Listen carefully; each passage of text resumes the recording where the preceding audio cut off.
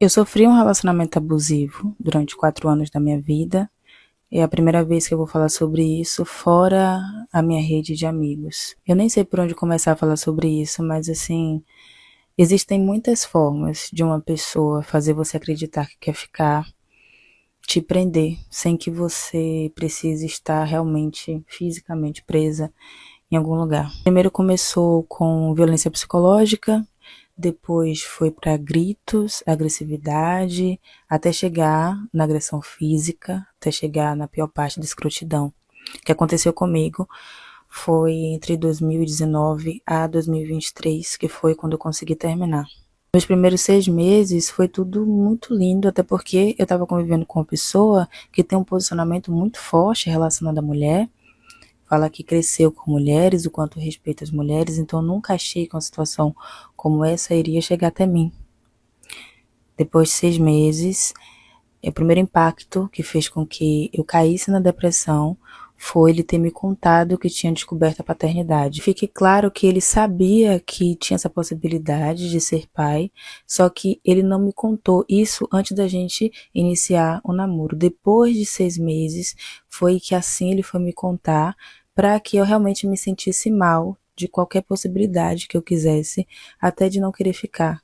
E esse foi o grande ponto, porque ele me fazia acreditar que eu estava sendo preconceituosa, né, por não aceitar, no caso, o fato dele ter uma criança, quando na verdade eu estava mal e estava sofrendo porque ele tinha quebrado a minha confiança, ele não me contou algo que era importante que eu soubesse.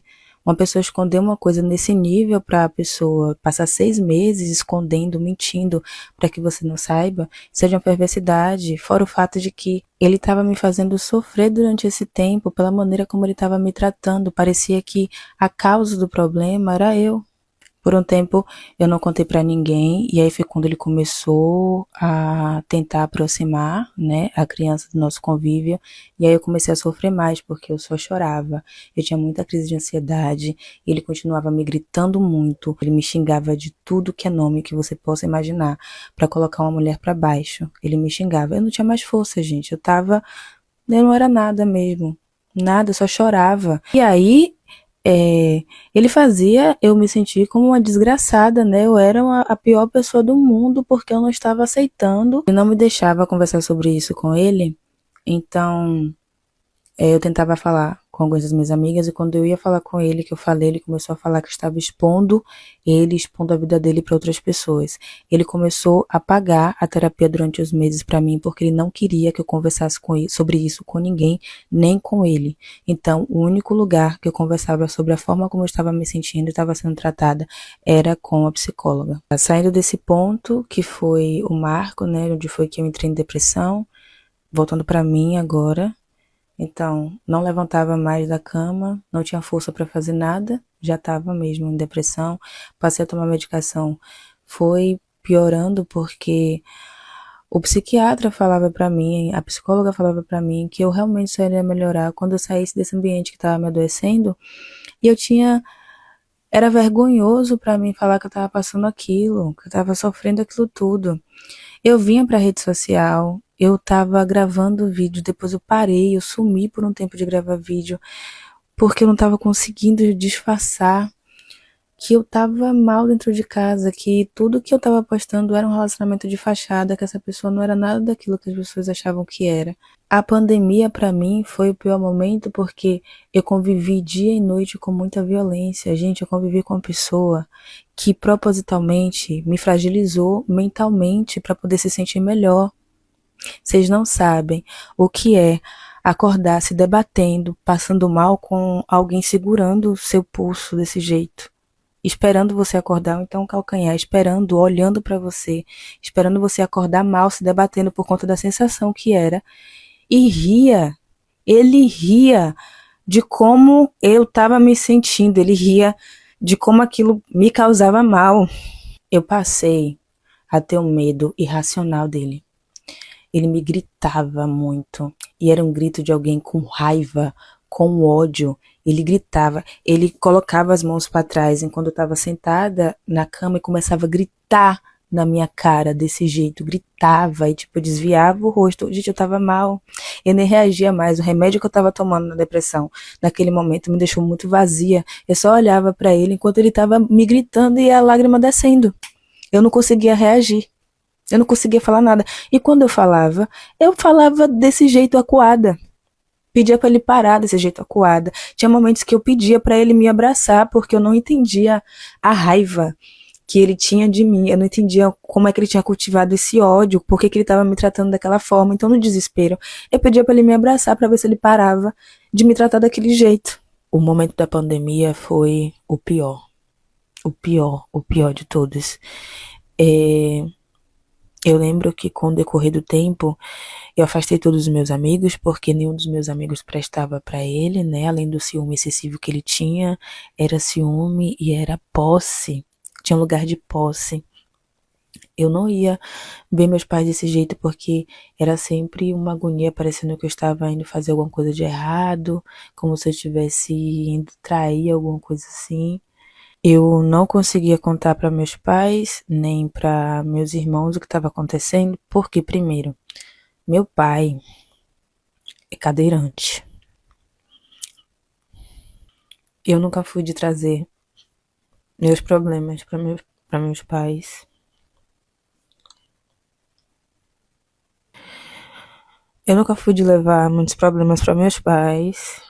E nessa situação específica, eu sempre fiquei pensando no sentimento de meu pai, de ter uma filha que tá passando por essa situação e ele não poder fazer muito, entendeu? Tinha algumas táticas, né, que ele tinha, que era sair de casa de tarde. A gente brigava toda semana, porque toda semana tinha um problema. E aí nunca conseguia fechar o ciclo de uma semana bem. Ele saía de tarde, só voltava 2, 3 horas da manhã, bêbado. Ele não levava a chave propositalmente para poder voltar, me perturbando minha cabeça, me acordando e etc.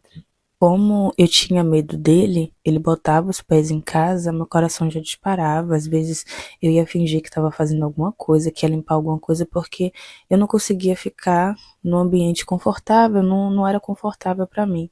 Tinha uma outra coisa, que eu nem sei se o termo violência religiosa existe, mas assim, ele ficava falando para mim que os odus da minha cabeça estavam negativos. Eu sou candomblecista, gente, e odus tem a ver com o destino, tem a ver com os caminhos. E ele ficava falando que eram as coisas comigo que estavam negativas, me fazia acreditar nisso. Tinham outras situações também que ele me chamava muito de burra. Ele gritava isso pra mim: você é muito burra, você é burra. E falava que eu esquecia as coisas que ele me contava.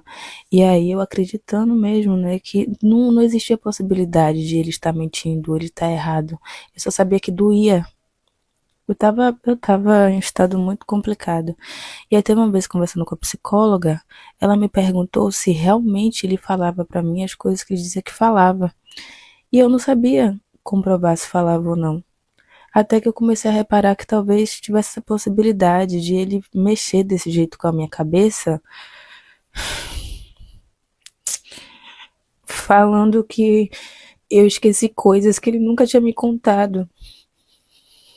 Gente, isso é de uma perversidade tão grande.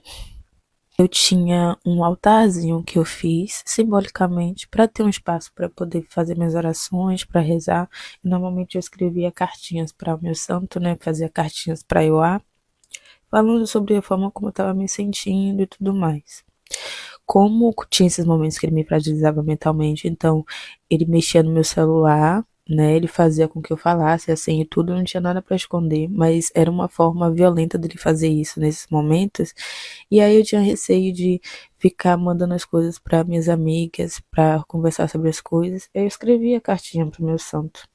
Teve uma vez que ele mexeu, ele foi lá, ele realmente invadiu o meu lugar sagrado de espiritualidade para ver o que eu tinha escrito para o meu santo.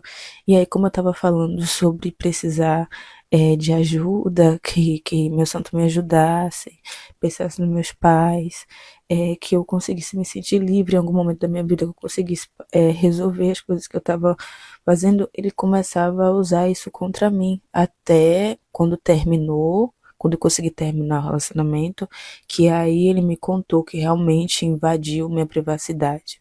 Ele fazia isso, gente. Eu sempre gostei muito de ler e eu comprava muito livro porque é um hobby que eu desenvolvi, que eu sempre gostei muito. E ele não gostava de me ver feliz se ele não tivesse proporcionado a felicidade para mim. Então, quando tô olhando aqui porque são os meus livros que estão aqui. Eu comprei os livros de coleção de luxo, né, digamos assim, e eu ficava muito feliz, né, porque é um livro bonito, é um livro mais bem acabado e tudo mais. Ele estragava qualquer possibilidade de felicidade que eu tinha. Ele estragava, ele falava coisas horrorosas. Era alguém que eu não conseguia compartilhar a minha felicidade. Nesse tempo tinha o curso de Urubá que eu fazia, tinha um curso de inglês também. Era meio que a minha fuga, a minha felicidade. Eu sempre gostei de estudar outros idiomas. O curso de Urubá foi algo assim que era um motivo de muita felicidade para mim. E ele estragava porque ele ficava insinuando como se eu tivesse tido alguma coisa com o professor. Eu sempre fui louca pela cultura africana, sempre gostei muito, então eu não podia meio que ter contato com pessoas para poder falar sobre as coisas que eu gostava, tipo, vi uma pessoa africana e aí queria saber um pouco da cultura, isso era um problema, tudo que eu gostava, gente, era um problema, tudo que eu gostava. Ele falava coisas horrorosas, horrorosas que tipo me diminuía muito enquanto mulher, porque ele falava coisas absurdas. E aí com essas microviolências eu fui parando de fazer as coisas que eu gostava. Então, eu parei de fazer os cursos que eu fazia para poder evitar briga. Eu parava de sair de casa para poder evitar briga. Eu parei de ir no meu altar para fazer as minhas orações porque eu senti que ele tinha mexido, eu sentia que estava diferente, que a energia estava diferente. Parei de fazer as minhas orações. Me afastei dos meus amigos porque nenhum dos meus amigos prestava para ele. E eram pessoas que, tipo assim, de alguma forma seriam a minha rede de apoio, né? Estariam ali por mim. Até que alguns amigos começaram a sentir que algo estava errado e aí forçaram a estar lá, né? Estar naquela casa, naquela prisão que eu estava vivendo. Eu estava tão triste, eu estava tão entregue a estar mal, de achar que não tinha outra possibilidade, que eu não sabia mais o que era agressão física.